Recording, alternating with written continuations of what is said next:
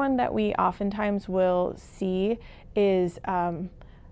it's kind of similar to diabetes medications, is how we manage someone's blood pressure. You know, a lot of times when our body is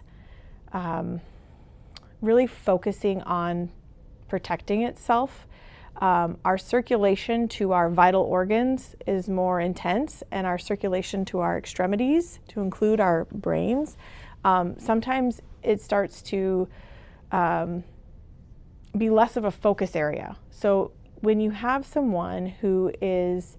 you know, still using a lot of blood pressure medication, sometimes, you know, where that perfect blood pressure, in the doctor's office may have been, you know, 116/60, we might need that pressure to actually be a little higher now so that we can get good pressure behind the blood that's getting up into the brain.